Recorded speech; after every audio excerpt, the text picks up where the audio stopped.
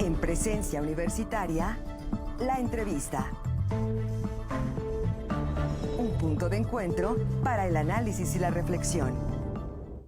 Bueno, continuamos con más aquí en Presencia Universitaria y en esta mañana le damos la bienvenida al doctor David Saucedo. Él es consultor en materia de seguridad y bueno, es un gusto platicar con él en esta mañana sobre este tema tan importante como es la seguridad. ¿Cómo está, doctor? Muy buenos días.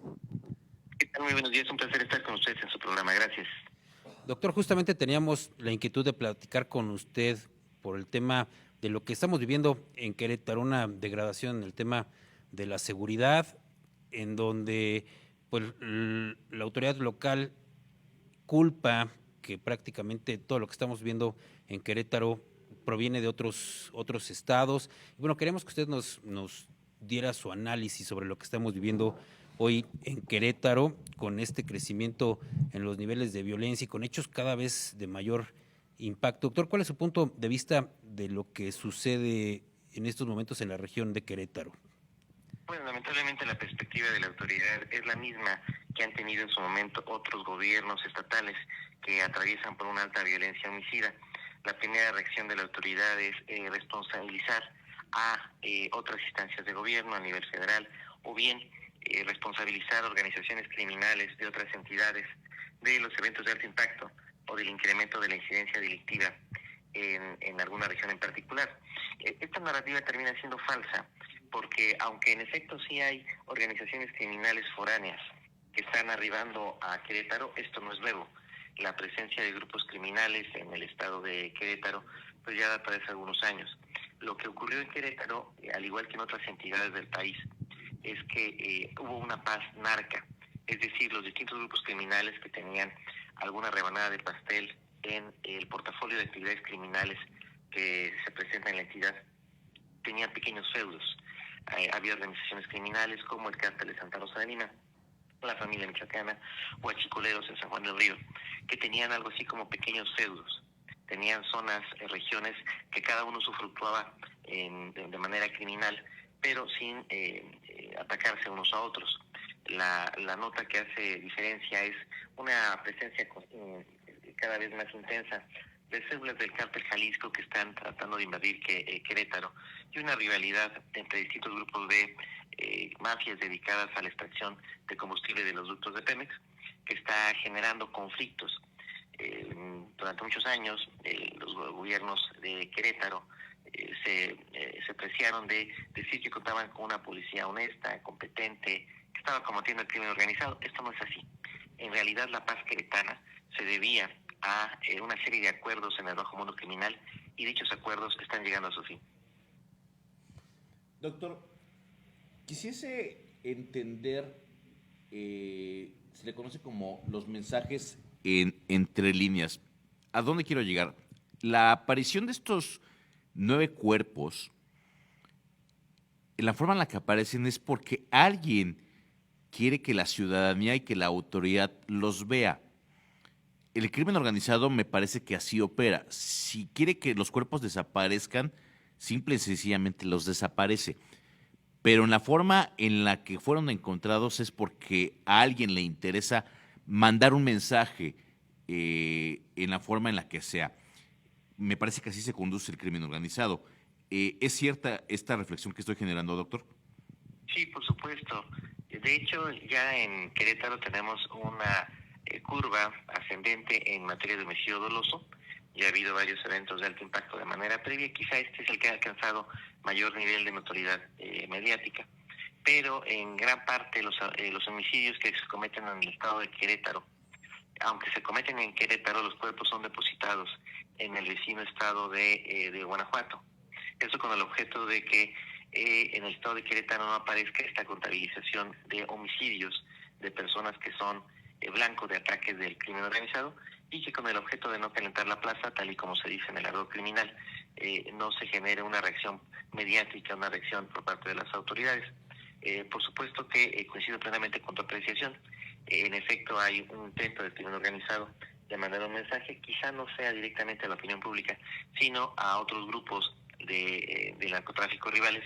La intención es provocar la dispersión de las estructuras rivales generar temor, dar un mensaje claro de que hay un nuevo grupo que se está apoderando de esta región y que cualquier otro grupo que se interponga en la realización de actividades criminales pues va a sufrir estas consecuencias.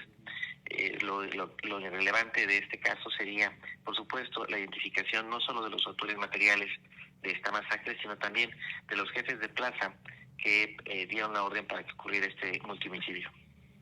Ahora, doctora, aquí reflexionábamos sobre la falta de acción por parte de la Fiscalía, de las autoridades locales, en el tema del robo de combustible, del combate al robo de combustible. ¿Cómo se puede explicar que la autoridad no se dé cuenta de este tema o que no quiera darse cuenta de este tema? ¿Qué sucede con las autoridades? Porque algo similar sucede en Guanajuato, donde parece que las autoridades pues simplemente no actúan contra el crimen organizado. ¿Qué sucede en este aspecto, doctor? Normalmente hay dos posibles explicaciones. O bien se trata de un tema bueno, lanzaría tres opciones. O bien que la autoridad se repliega con el objeto de permitir que haya reacomodos en el propio bajo mundo criminal. Es decir, que sea una actitud omisa, pero no omisa, entre comillas, táctica. Es decir, replegarse y dejar que los grupos de crimen organizado se combatan para que lleguen a reacomodos, tal y como ocurrió en el pasado, de hecho. Es una actitud un poco cínica, un poco irresponsable, pero en la que varios gobiernos estatales llegan a incurrir. Replegarse, dejar que los grupos abran fuego entre sí y finalmente que ellos mismos se reacomoden. La segunda posibilidad es que haya una actitud de incompetencia por parte de las autoridades y finalmente me parece que la respuesta a este acertijo es que con el tiempo los mafias del crimen organizado en Querétaro construyeron un anillo de protección policial. Es decir, hay policías municipales, comandancias regionales de la policía estatal que están al servicio de las mafias criminales y que en consecuencia forman parte de su propia red. No existe en ningún estado del país un grupo criminal que tenga tanto tiempo realizando este tipo de ilícitos sin que haya tenido un vínculo, alguna relación con jefes policíacos o con autoridades políticas locales. Que no se haya dado a conocer no significa que no existan. A mí me parece claro que en distintas regiones del estado de Querétaro, sobre todo en la área metropolitana y San Juan del Río, ya hay desde hace tiempo jefes policíacos que actúan a favor de un grupo criminal y en contra de otros. Es decir, se trata de delincuentes con placa. Ahora, doctor, me parece que es sumamente complejo hablar de una solución, ya sea desde la academia, ya sea desde la forma de gobierno, ya sea desde la política pública, pero tal vez podamos hablar de indicios o de acercamientos para llegar a una solución real en el combate al crimen organizado. ¿Es cierto? Bueno, en otras entidades han aplicado distintos esquemas para enfrentar la violencia homicida. Todavía en Querétaro, Aguascalientes, Yucatán, son zonas en donde tenemos un nivel de incidencia de homicidio doloso muy bajo, si se le compara con otras entidades, en el caso de Querétaro, con estados como Michoacán o Guanajuato. Desde los tiempos del gobernador Pancho Domínguez se apreciaba que ese era un reto. El estado de Querétaro, el gobierno del estado de Querétaro, parece que convive en una especie de modus vivendi con sus mafias locales, grupos dedicados a el narcomenudeo en la zona metropolitana de Querétaro, la familia michoacana con liderazgos que han incluso vivido en la zona dorada de Querétaro, integrantes del cártel de Santa Rosa de Lima y guachicadores de San Juan del Río. Parecía que tenían pactos con estos grupos y estos grupos se habían comprometido a no calentar la plaza. Parece que esos pactos empiezan a desmoronarse con la llegada del cártel Jalisco Nueva Generación y la disputa entre grupos de guachicoleros. De ahí que surgen varias disyuntivas que ya había desde los tiempos de Pancho Domínguez. Uno, frenar el arribo de mafias criminales como la familia michoacana y el cártel Jalisco Nueva Generación, que esto implicaba blindar las entradas de Querétaro, la zona de frontera con Guanajuato y por supuesto la zona sur del estado colindante con Michoacán. Ese era un esquema. El segundo esquema es combatir a todas las mafias de manera simultánea, lo cual se ve muy complicado.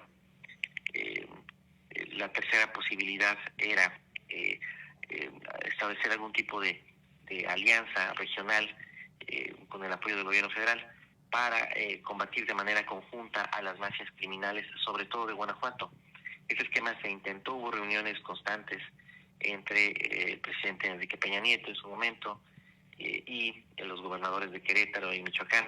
Después, a inicio del sexenio, se replicó este esquema, tratando de combatir a las mafias del Bajío, en el entendido de que Querétaro no tenía un esquema de violencia como Michoacán o Guanajuato, pero que por contagio tarde que temprano el fuego iba a llegar a Querétaro.